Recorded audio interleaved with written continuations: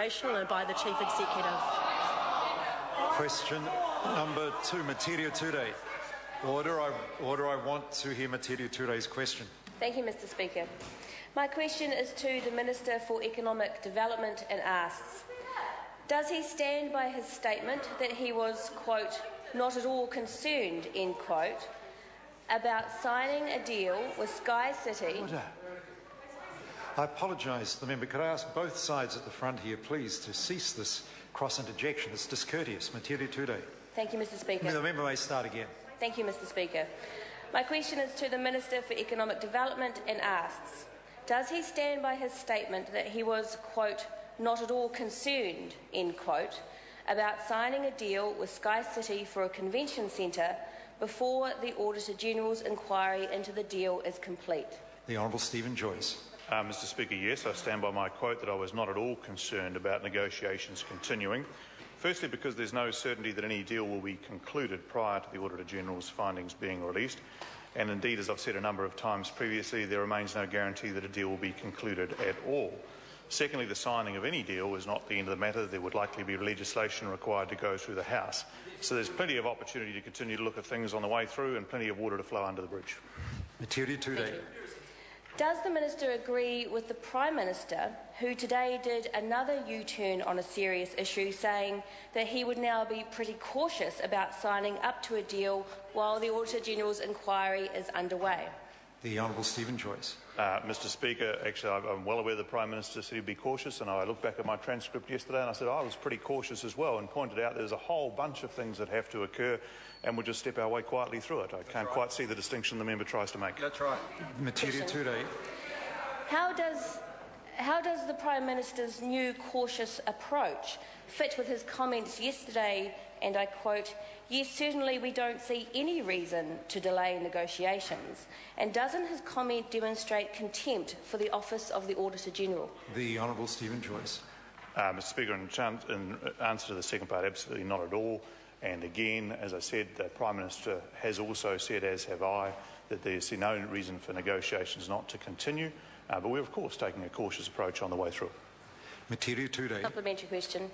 What advice has the Minister received on the financial or legal impact on any deal signed with the casino should the Auditor-General find that the government's expressions of interest process is flawed? The Honourable Stephen Joyce. Mr. Speaker, I have not sought or received any advice on that at this time. But again, I'd point out to the member that just because the Auditor-General seeks to proceed with an inquiry, as of course is their right to do so, doesn't mean that actually anything has been done wrong. In fact, I would quote the member from the New Zealand Herald today, where at least 3 of the other tenderers indicated, one of them said, Ngāti Whātua felt that calling for tenders again would be a waste of taxpayers' money. The Edge said the company felt the tender process had been robust at the time, and the ASB Showground said they had no concerns about the tender process. We've been involved in a lot of tenders. This one was done with the utmost efficiency. Metiria Turei. Thank you, Mr. Speaker.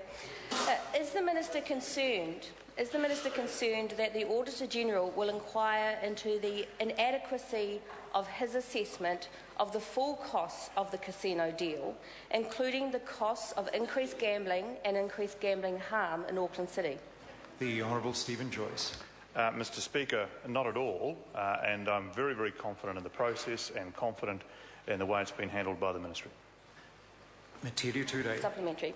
Will the Minister take the responsible course, demonstrate genuine respect for the Office of the Auditor-General and fiscal responsibility for the public of New Zealand, and confirm that his government will not proceed with a casino deal until the Auditor-General has completed her inquiry? The Honourable Stephen Joyce. Mr. Speaker, happy to confirm that the government sees no reason that the negotiations can't continue in parallel. They've been going on for some time.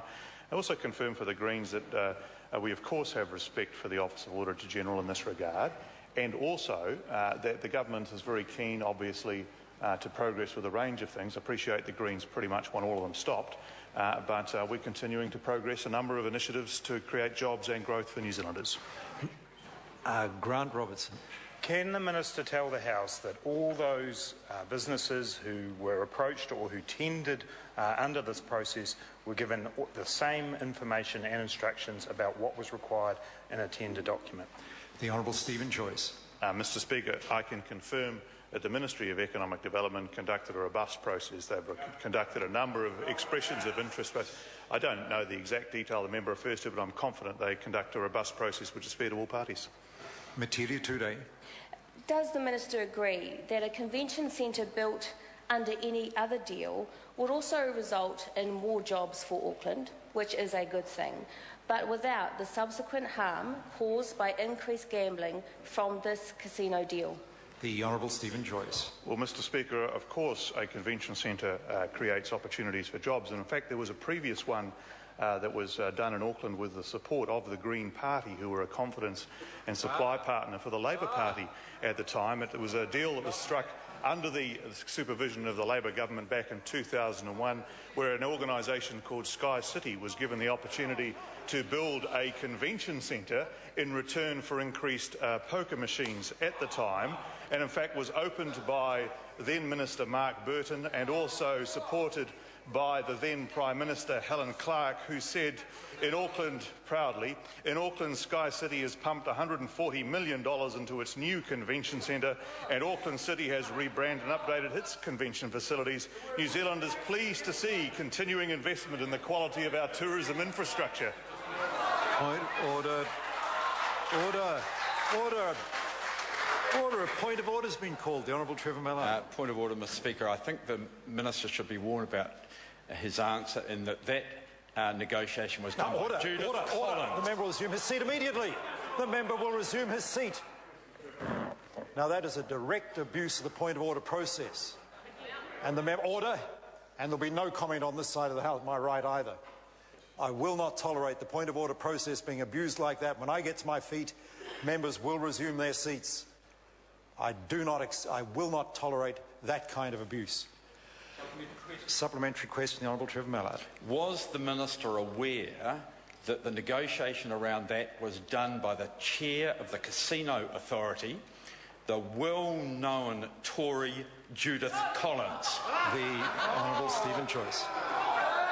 Mr Speaker, I appreciate Mr Mallard's quite tribal, but she of course was doing so under the Labour government at the time, and it was in fact signed off by the acting chair of the Casino Control Authority. And the point is that the Prime Minister and the Labour government welcomed the deal, welcomed the investment, thought it was fantastic, and once again what they will do in government they say they will not do in opposition, which just goes to show it's just politics they're playing. Question number 3, Maggie Barry. My question is to the Minister of Finance.